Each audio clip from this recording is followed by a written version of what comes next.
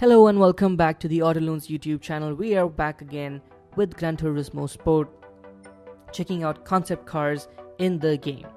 Today's episode is about Nissan. That's right, we're gonna look at the Nissan Concept 2020 Vision Gran Turismo. We're just gonna head over to Grand Central and get straight into it. And there's a lot that we can talk about in terms of the GTR badge and the Nissan sports car idea. But here it is, folks, the Nissan Concept 2020 VGT. It's your standard price GT Sport concept at 1,000,000 credits. This is not a car that was made just in GT Sport. It debuted in Gran Turismo 6 when the concept debuted at the Goodwood Festival of Speed in 2014. And the reason I'm talking about this car at this point is because Nissan and ItalDesign is a Italian coach building company. They just built a new GTR 50 concept to celebrate 50 years of ItalDesign and 50 years of the Nissan GTR moniker. And the car was again a concept that they showcased at the Goodwood Festival of Speed 2018. Talked about that car on the blog, and it would be cool to kind of compare that car they're gonna make like 50 units at just around 800,000 pounds each, versus the vision they had shown for their sports coupe to be like sports tourer GTR to be like in around 2020. Clearly you can tell straight away that the Nissan Concept 2020 is a evolution of the GTR as we know it today, and the GTR badging came from the Skyline moniker for Nissan. And the first ever Nissan Skyline Gran Turismo racer, aka Nissan GTR, was launched in 1969. They don't call it the GTR, but this is kind of what the GTR should be in the years to come. The idea behind the Concept 2020 VGT was to have a car that balances the GT performance with daily utility and comfort, much like the Nissan GTR of today. The reason why they went with this particular kind of design is because it was possible in the digital world. This was a car design for the digital world, and yet they kind of kept it grounded. They didn't put outlandish horsepower, they didn't put an outlandish engine. In terms of technology, they didn't build a completely unrealistic design, because again, the idea is to combine GT performance with daily drivability. Now, the styling was done by people at Nissan Design Europe, which is headquartered in London.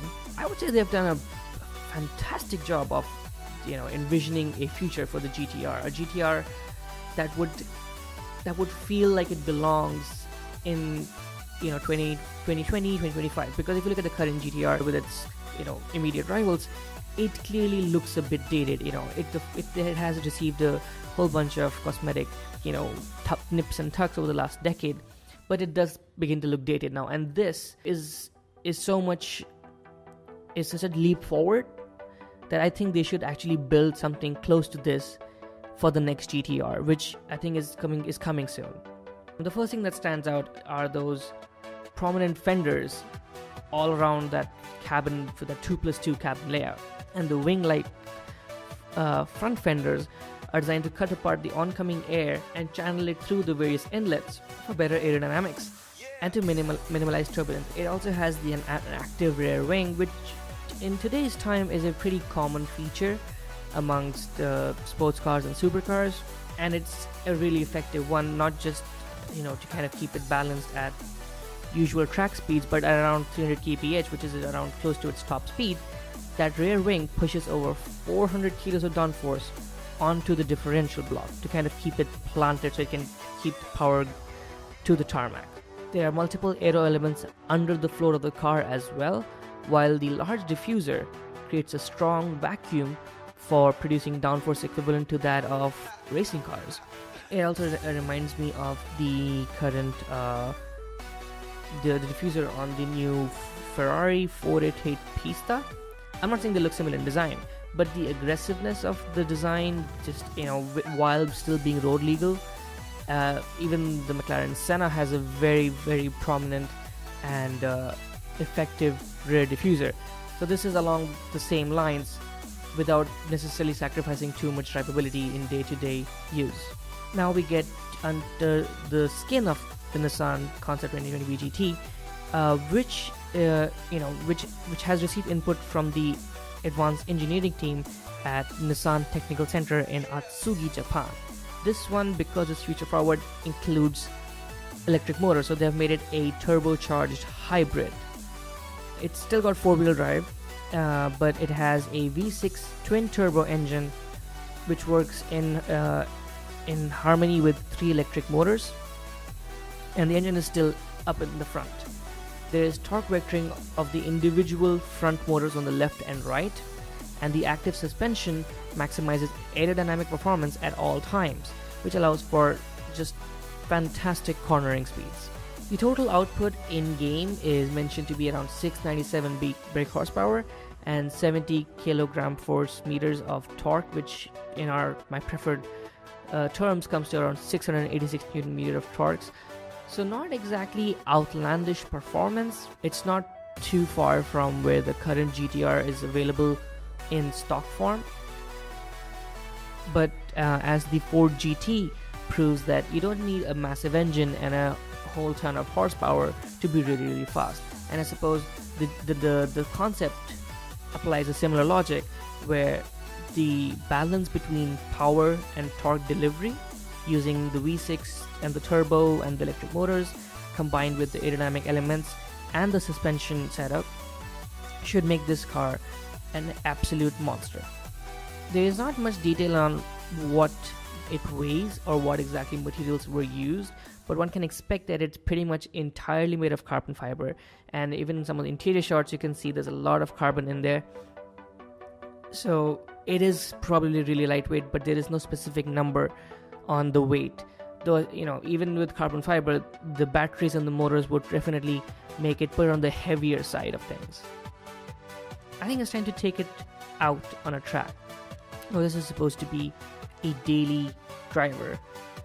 I think we'll take it on the Tokyo Street Circuit, where we'll kind of take a cautious stroll with it, and then we'll move on to maybe Suzuka for a fast lap.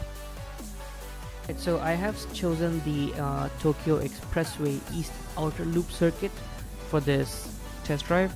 I've chosen and I've equipped the Nissan VGT with sport soft tires. Now, I have driven this car previously for one of the races, or just to check it out, and it is quite fast, and the weight, being able to handle the weight isn't exactly easy, and it takes a little getting used to. And we start straight away in the cockpit view, where you can see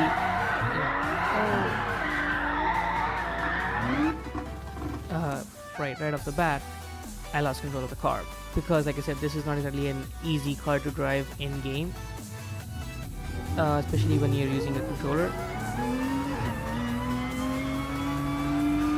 I have traction control on, I have ABS on, and it still spins it out. Interior, yes, it was designed in 2014, and in 2014 this would be quite advanced while being realistic, but of course the way McLaren and Aston Martin with the new DB11 series, even Ferrari with the Actual Superfast have moved on with the interior. This feels a little dated. We can see it clearly once you're out of the tunnels here. There we go. There's and considering this is supposed to be really drivable, obviously it would have additions like a infotainment system and other options to navigate through the many modes and uses of the car. The driver's instrument cluster looks pretty racy and cool, as one would expect from Nissan. The heads-up display kind of protruding up from the dash. Again, I'm not used to heads-up displays in real cars either, so I find it a bit obtrusive when you're trying to set a really fast lap, but I suppose on daily driving purposes it's really useful. and you can always hear the whine of the turbo and electric motors, but there's not really a delay in power delivery. You know, like as soon as we come to a slightly straighter bit, 200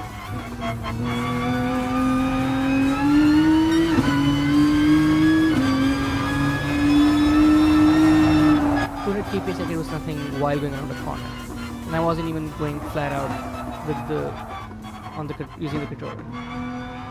So the response is quite immediate. Look behind, like rear visibility is again not the most practical, but it should do. Especially the outside view, so that we can take in the full effect, the full visual effect of the carbon fiber, exposed carbon fiber exterior. There you go. Minor nick there.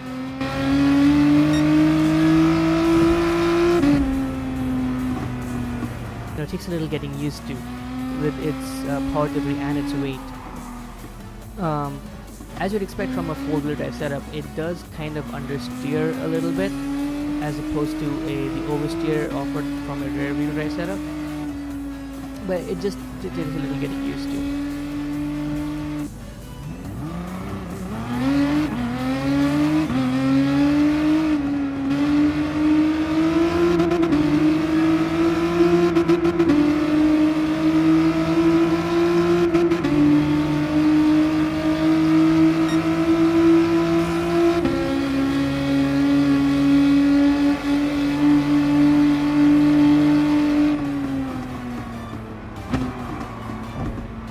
Sounds amazing, which is surprising considering it's a V6 turbo hybrid, so it doesn't really have a monstrous engine to deliver like an epic note like a V12 or even a V10, but it still sounds good. The brake response is very decent too. Obviously, you can feel that even with the ABS on, it has a considerable size to kind of manage. Even if it's made of completely carbon fiber, it still has the weight of the batteries and the motors, which would make it put on the slightly heavier side of things. Let's just do a quick acceleration launch test. Now, obviously, in the game we don't have launch control, but let's see what we can do.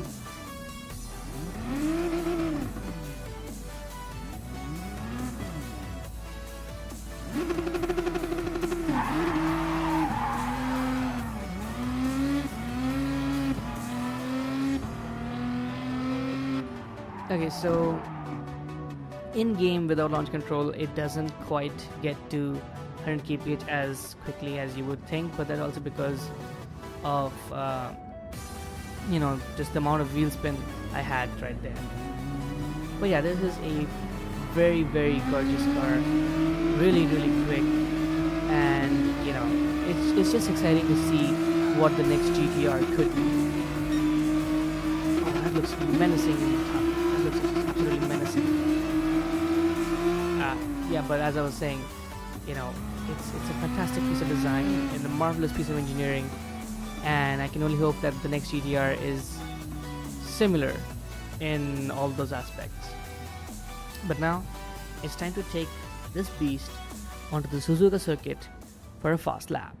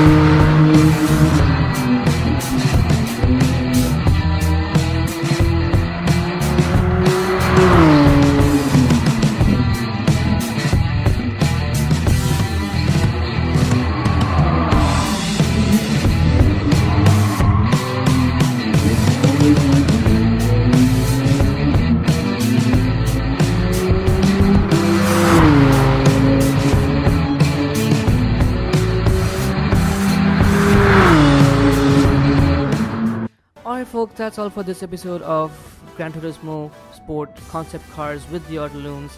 Leave a like if you enjoyed, let us know in the comments below what you want to see next. Subscribe if you're new, and turn on the notification bell to know when we put up the next video. And that's all for now. I'll see you guys next time.